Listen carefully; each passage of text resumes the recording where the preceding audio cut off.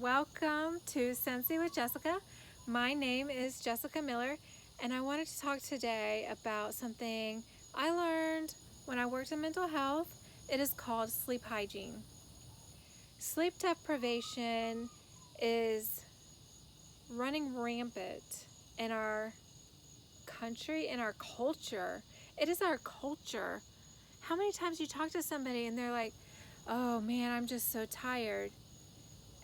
And they think that that's something to brag about. And to me, it's like you're not taking care of yourself. And to me, it's like your work is done halfway because you're not using your full brain power. For me, I know, I have read studies or listened to books on studies for sleep that if you are suffering from sleep deprivation, you are more likely to get in a car accident. You are more likely to overreact, but actually also have a slow reaction time. So you're slow to actually respond to a situation, but then when you do, it's like you just go way out in left field instead of mildly reacting and maintaining control of what you're responding to or how you're responding.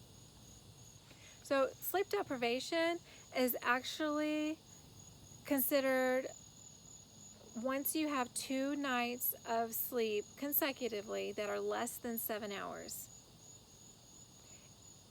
I'm telling you, coffee and caffeine do not fix sleep deprivation.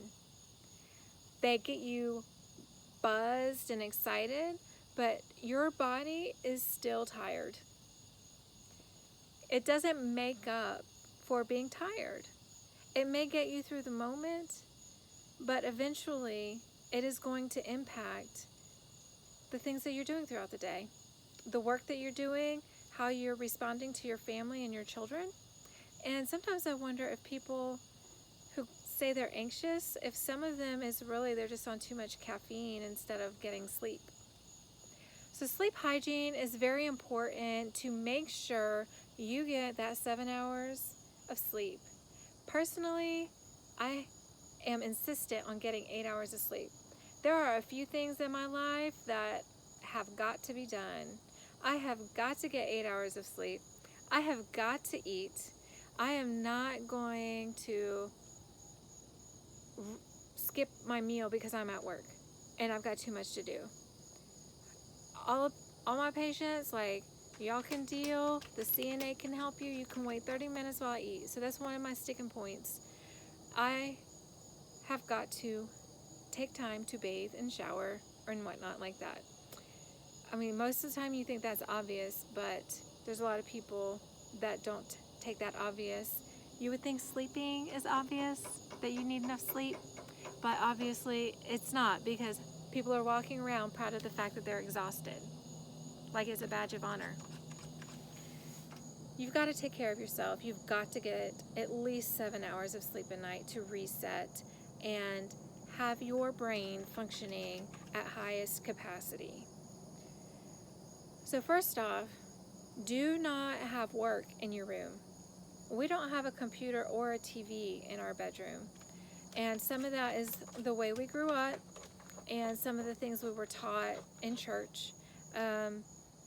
I grew up with parents that went into their room, watched TV all night, and us kids just kind of ran wild around the living room. And I didn't want that for my family. I wanted to be engaged. So I participate in watching TV with my family if I can sit down and watch TV. Now, I will only do it a short time because I feel like there's other things I can do that are productive. So do not work in your bedroom.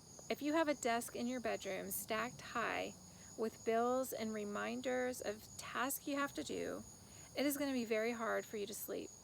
You need to create a sacred space in your room that is relaxation happens in here. That is it. Or marital activities.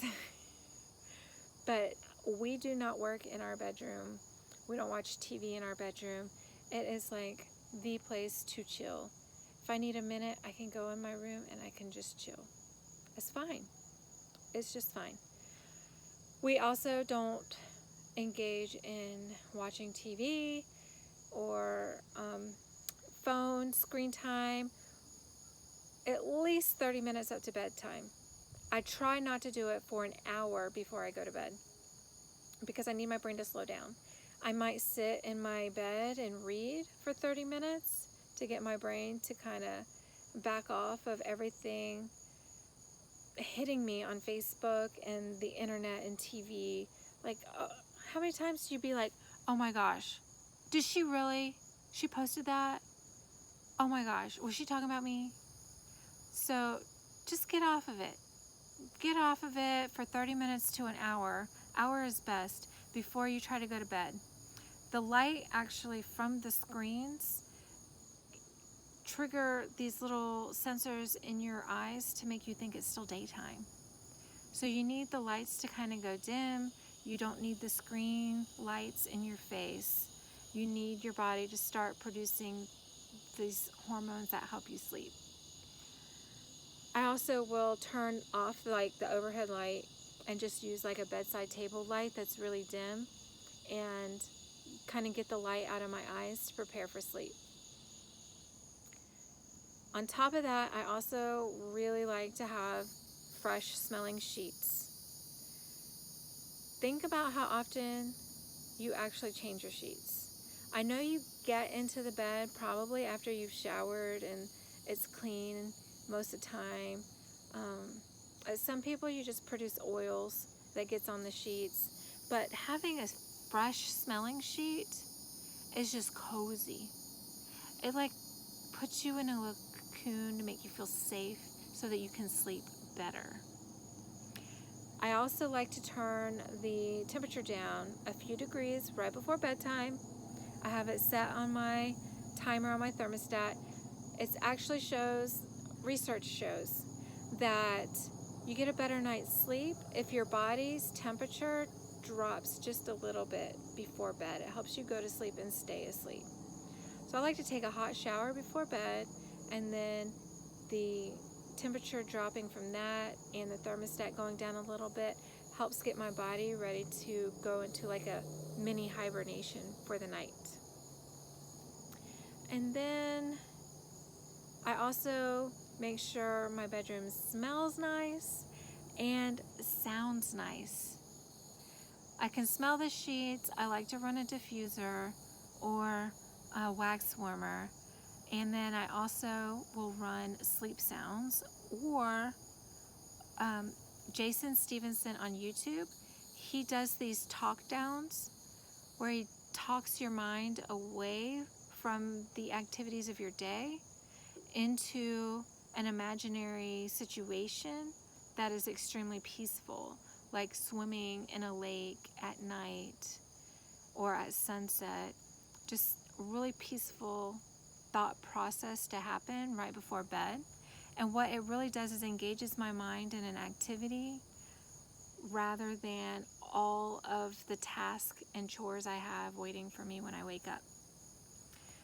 So those are 5 tips basically on how to arrange your room to get a better night's sleep. And all of these things are called sleep hygiene.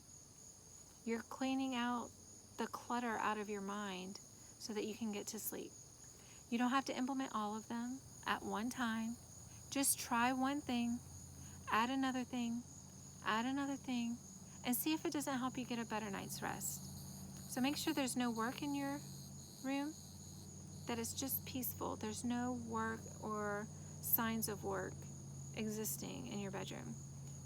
Clean sheets, beautiful sounds, a beautiful scent, mostly from your sheets, and no screen time before bed.